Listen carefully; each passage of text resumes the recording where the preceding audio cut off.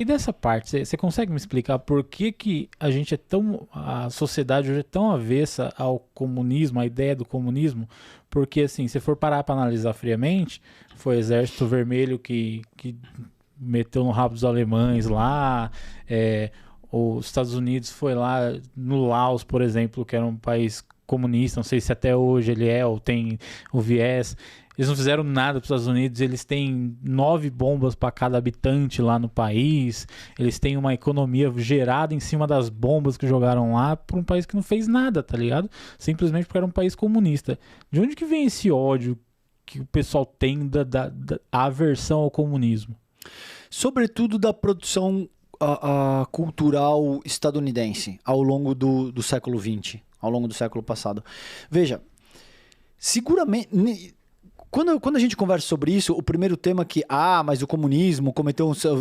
primeiro que assim, são coisas radicalmente distintas. Você teve algumas... Você não pode comparar, por exemplo, o que foi o comunismo soviético com o que é o comunismo norte-coreano, com o que é o comunismo praticado em Cuba, com o que é exatamente o comunismo chinês nessa ocasião.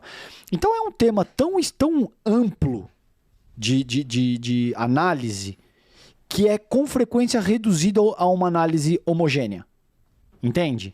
Quase como dizer o seguinte, existem pontos em comum? Existem, mas você come pão, Chessman? Você come pão? Como, faço pão. Então, eu como pão também. Seria a mesma coisa dizer que os comedores de pão. Sim, cara, mas esse é um único ponto em comum. Existe 1 bilhão de outros aspectos que são divergentes entre o César e o Chessman. Você não pode pegar um único aspecto e dizer que os caras são comedores de pão, então eles são a mesma coisa. Entende o que eu tô te propondo aqui? Sim.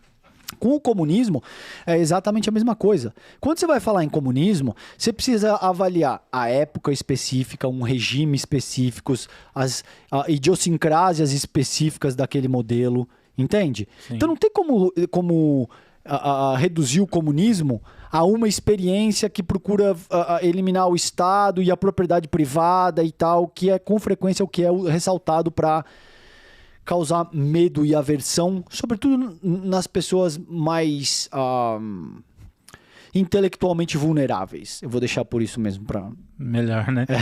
Porque as pessoas têm eu tinha muito essa visão, tipo, o comunismo.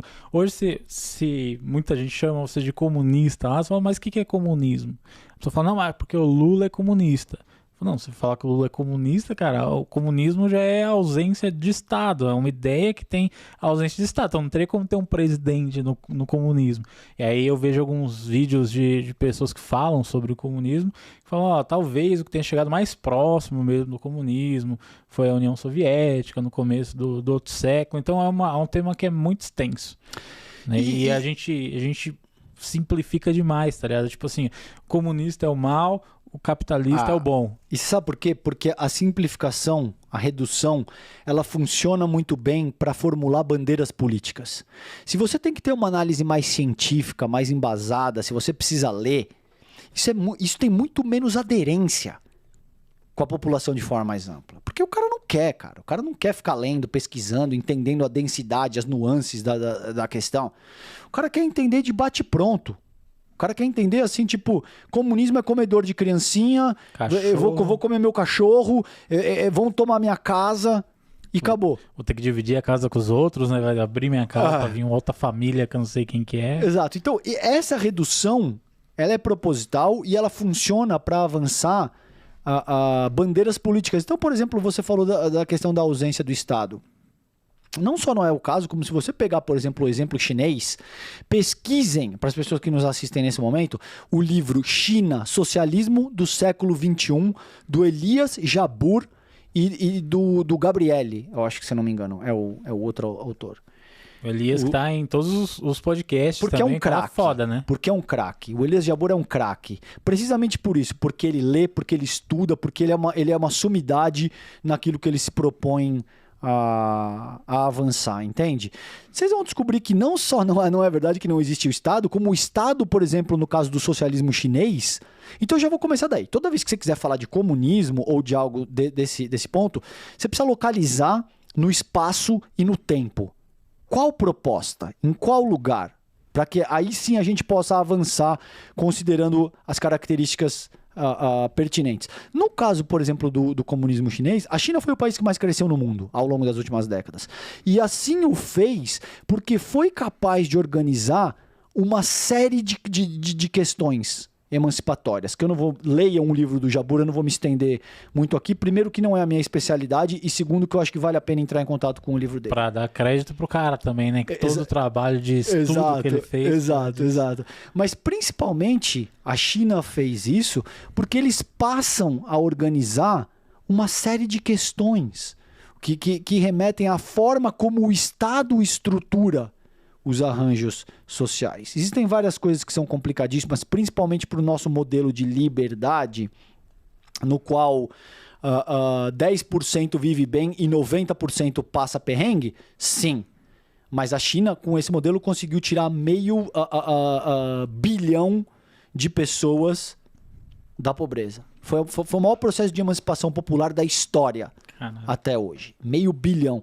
E eles conseguiram fazer isso organizando toda uma rede de crédito que é oferecida, por exemplo, pelos bancos públicos, o que levou o país a atuar na fronteira da ciência científica, entendeu? Agora, não existem problemas? Seguramente existem sem número de problemas. Não existe nenhuma formação humana e nenhum ser humano no âmbito individual que não tenha problemas. Mas o ponto aqui é precisamente esse, Chessman. Essa questão do comunismo e do antipetismo ganha tanta força. Por que, por exemplo, eu vou nos lugares, os caras... o Tom Cruise da Shopee. Se você tem entre 30 e 40 anos... Quando você tinha 8, 10 anos de idade, você já tinha assistido 300 filmes. Mais. Por exemplo, eu acho que muito provavelmente na casa dos milhares de filmes estadunidenses. Então, coisas como Top Gun, por exemplo, que tinha o ator sexy que lutava contra os comunistas malvados. O Tom Cruise, repara, em ambos os filmes, o segundo eu não assisti. O primeiro... Ele o tempo todo mostra ele chorando, humanizado, ele perde o parceirinho dele, o wingman dele, que é o Goose, não sei o quê. Os comunistas aparecem sempre com uma viseira fechada, com a estrelinha vermelha, e são pintados quase como alienígenas, tem um processo de desumanização. Entende? Qualquer outro filme que é o inimigo soviético é um cara enorme, careca, mal encarado, tá ligado? Que se ele morrer, morreu. Que é o que o Ivan Drago... Exatamente, o Ivan Drago fala pro Rocky Balboa. Se ele morrer, morreu. Entende, mano? Então, toda uma produção cultural secular agora criminaliza os comunistas, os caras quebrados, enfim, uma série de coisas que vai por aí. Então é óbvio que o brasileiro médio que consome cultura americana como se fosse água vai comprar essa perspectiva sem questionar, sem ler, sem se informar de uma forma mais...